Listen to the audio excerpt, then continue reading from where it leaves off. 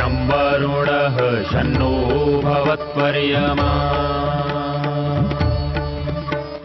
शन्न इन्द्रो बृहस्पतिः शन्नो विष्णुरुक्रमः ॐ शान्ति शान्ति शान्तिः।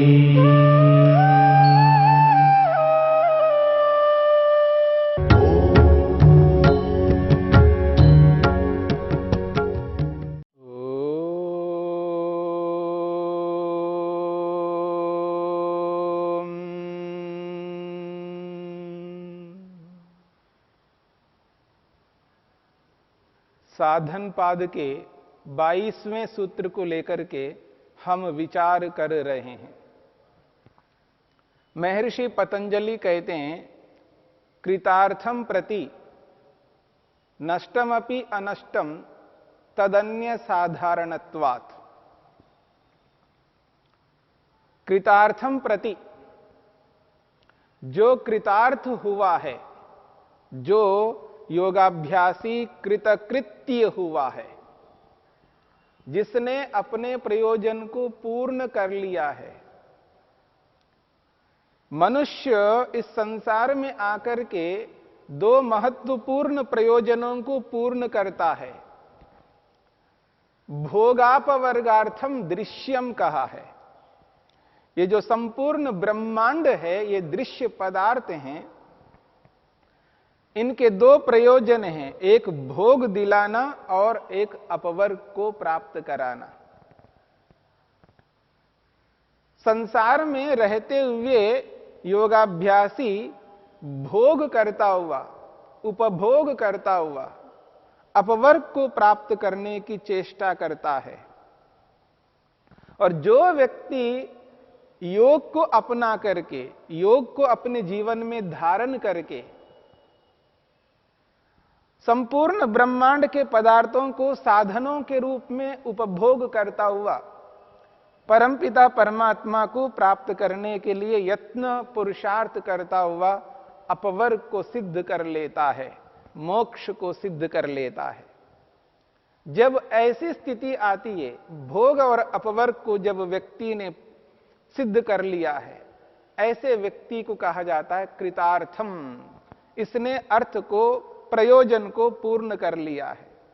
तो कृतार्थम प्रति, कृतकृत्य हुए व्यक्ति के प्रति, नष्टम अपि, ये संपूर्ण ब्रह्मांड उसके लिए नष्ट होकर के भी अनष्टम, नष्ट नहीं होता है। तदन्य साधारणत्वात्, तद अन्य साधारणत्वाद, ये जो दृश्य है, संपूर्ण ब्रह्मांड है, ये अन्य जो साधारण मनुष्य हैं, अर्थात जिन्होंने अपने प्रयोजन को पूर्ण नहीं किया, ऐसे उन साधारण मनुष्यों के लिए यह संसार संसार के रूप में बना रहता है।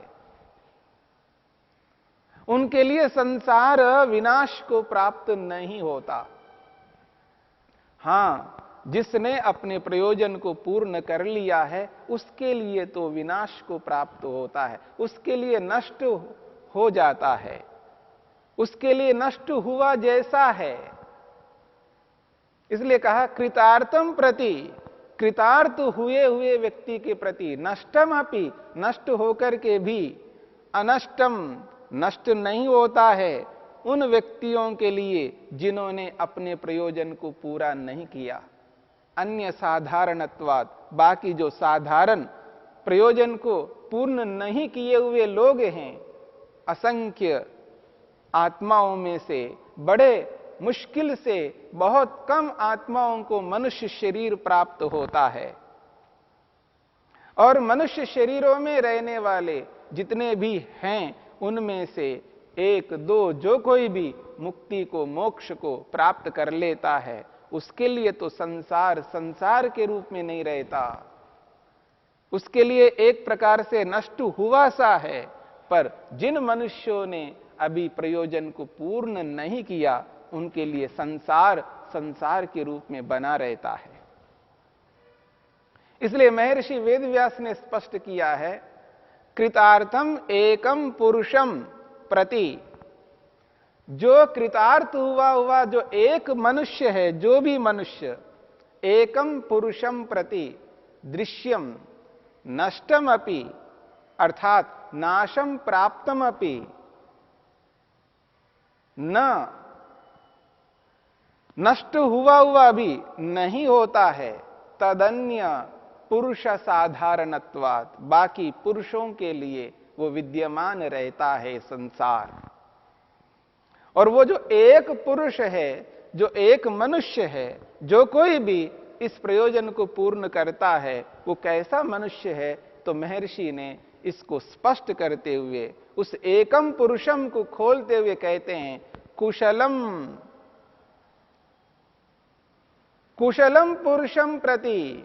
जो कुशल है, यहां कुशल वह व्यक्ति होता है जिसने सत्व पुरुष अन्यता ख्याति को प्राप्त किया है, जड़ और चेतन को पृथक रूप में अनुभव किया है, जड़ को जड़ के रूप में और आत्मा को आत्मा के रूप में पृथक करके उन दोनों के यथार्थ अस्तित्वों को जाना है, जिसने विवेक ख्याति को प्राप्त किया है, जिसने समाधि लगाई है, आत्मदर्शन किया है, प्रभु का दर्शन किया है, प्राप्तम प्रापणीयम की स्थिति में पहुंच गया है। जो पाना था इस संसार में सो पा लिया, और पाने योग्य इस संसार में कुछ भी नहीं है। ऐसा जो कुशल व्यक्ति है, जो केवलत्व को प्राप्त हुआ व्यक्ति है, कुशलम पुरुषम प्रति नाशम प्राप्तम अपि, उस व्यक्ति के प्रति नष्ट हुआ भी अकुशलान पुरुषान प्रति, अभी जो कुशल नहीं बने, जो लोग सत्व पुरुष अन्यता ख्याति रूपी विवेक को, वैराग्य को प्राप्त नहीं किया, जिन्होंने जड़ और चेतन को पृथक करके अनुभव नहीं किया, ऐसे व्यक्तियों के लिए, ऐसे महानुभावों के लिए अभी संसार दृश्य विद्यमान है। इसलिए कहा न कृतार्थम इति, उनके लिए अभी कृतार्थ हुआ नहीं है ये दृश्य। तेषाम, ऐसे उन मनुष्यों के लिए, तेषाम दृशे कर्मरूपतामापन्नम लभते एव, ऐसे मनुष्यों के लिए दृशे है, दर्शन क्रिया के लिए, देखने के लिए, कर्म रूपताम आपन्नम लभते एव, ये कर्मत्व को प्राप्त करता है। कर्म के रूप में यह दृश्य उन विवेक को प्राप्त न किए हुए लोगों के लिए रहता है, उन दृष्टाओं के लिए, उन कर्ताओं के लिए यह संपूर्ण दृश्य कर्मत्व को प्राप्त होता है। इसलिए महर्षि वेदव्यास स्पष्ट करते हैं, पररूपेण आत्मरूपमिति, पररूपेण उन आत्माओं के लिए, उन चेतन तत्वों के लिए जिन्होंने अभी अपने प्रयोजन को पूर्ण नहीं किया, उनके लिए आत्मरूपमिति, उनके लिए दृश्य अपने दृश्य के रूप में विद्यमान रहता है। यह दृश्य दृश्य के स्वरूप में बना रहता है, उनके लिए नष्ट नहीं हो सकता। एक व्यक्ति ने अपने प्रयोजन को पूर्ण किया हो, बाकी लोगों ने नहीं किया हो, इतने मात्र से दृश्य दृश्य के रूप में ना रह करके अपने कारण में विलीन नहीं हो सकता। हां, कृतार्थ व्यक्ति के प्रति तो हो सकता है, क्योंकि कृतार्थ व्यक्ति के प्रति जो सूक्ष्म शरीर है, जैसे हम मनुष्य शरीर में हैं, मैं जिस शरीर में विद्यमान हूं, ये जो शरीर है, ये शरीर तो पंच तत्वों में विलीन हो जाता है। जिस योगी ने, योगाभ्यासी ने अपने प्रयोजन को पूर्ण कर लिया है और उस शरीर में रहता हुआ इस शरीर के कर्म फलों को उसने भोग लिया है, अब कर्म फल बचा हुआ नहीं है, वो जीवन मुक्त हो चुका है। तब उसका शरीर जब छूट जाता है, उसका शरीर तो पंच तत्वों में विलीन होता है, पंच महाभूतों में विलीन होता है, लेकिन उस आत्मा के साथ में जो सूक्ष्म शरीर है, 18 तत्वों का शरीर है, जिसे सूक्ष्म शरीर कहते हैं, वो सूक्ष्म शरीर अपने कारण में विलीन हो जाता है, वो सत्वरस्तम में विलीन हो जाता है। केवल उस योगी का जिसने अपने प्रयोजन को पूरा किया है, उसी योगी का सूक्ष्म शरीर, 18 तत्वों का शरीर, ये कारण में विलीन हो जाता है।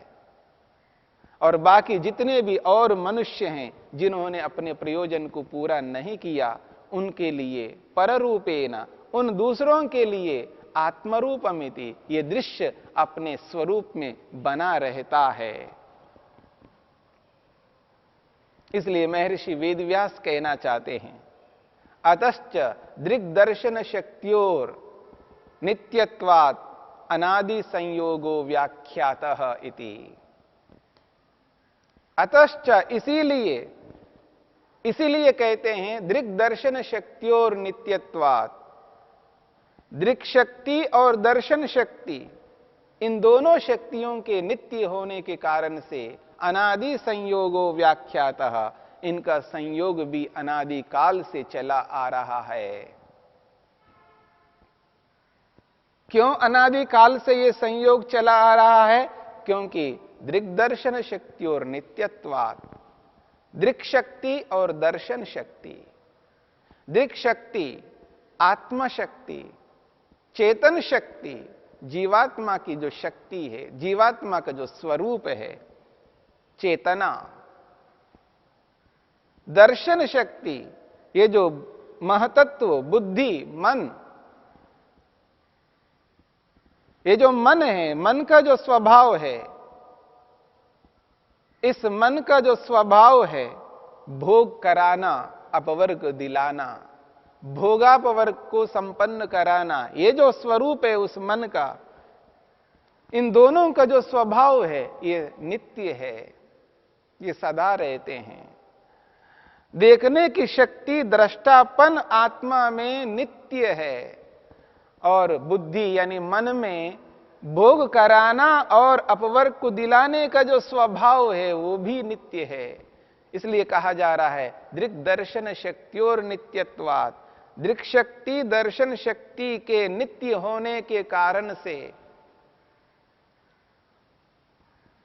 अनादि संयोगो व्याख्यातः, इनका जो संयोग है, इनका जो परस्पर मिलना है, वो भी अनादि काल से है।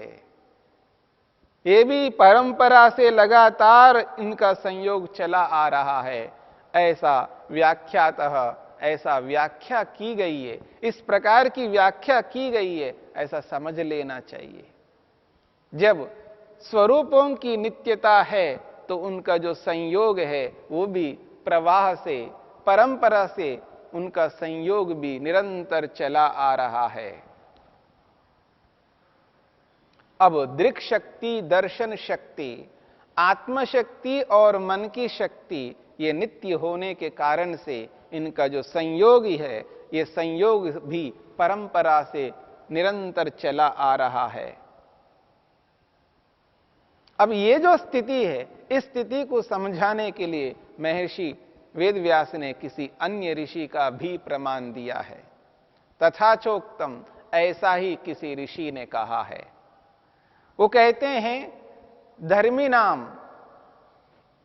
धर्मिणाम अनादि संयोगात् धर्मानमपि अनादि संयोगः, धर्मिणाम अनादि संयोगात् धर्माणामपि अनादि संयोगः।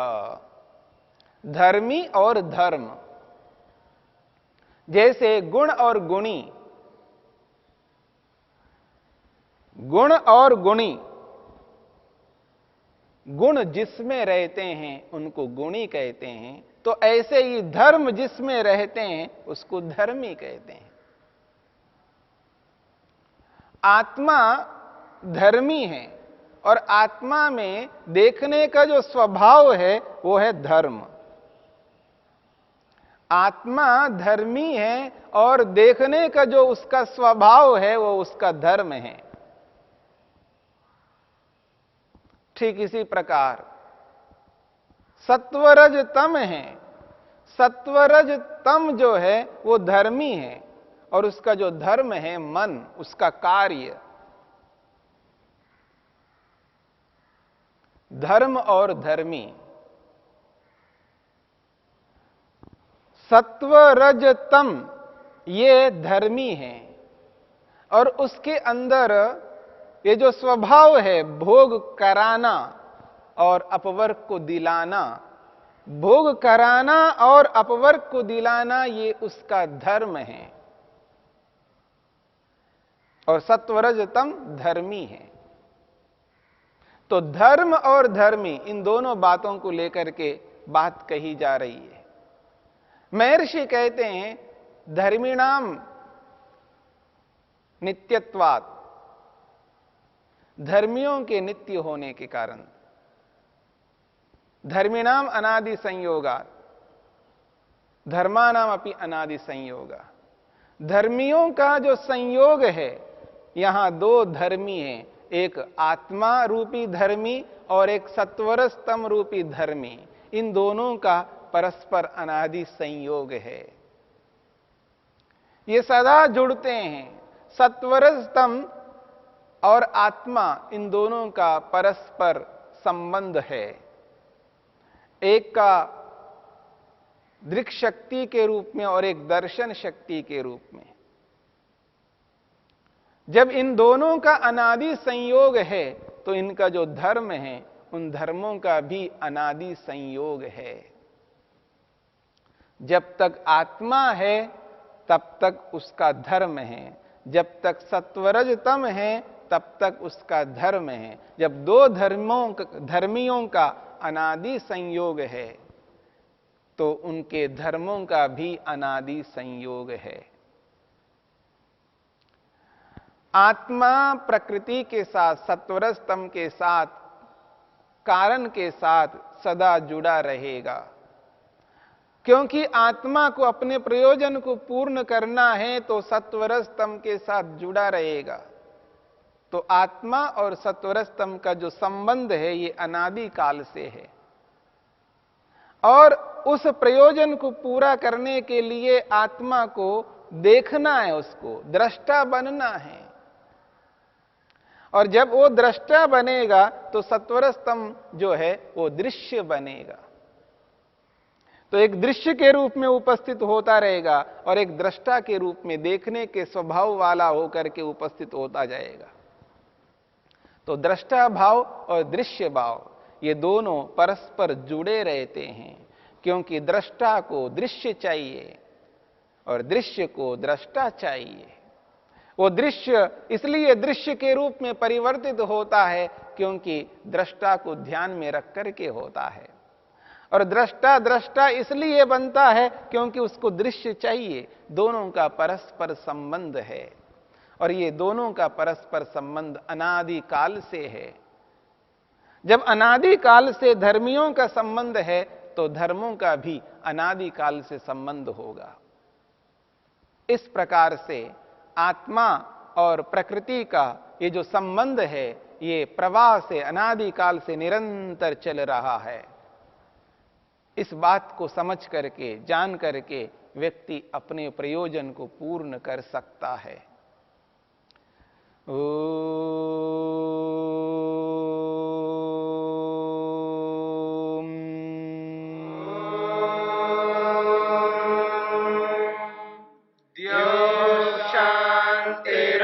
शांतिरंतरिक्षं शांति पृथिवी शांतिरापः शांतिरोषधयः शांतिः वनस्पतयः शांतिर्विश्वे देवा शांतिर्ब्रह्म शांति सर्वं शांति शांतिरेव शांति शांति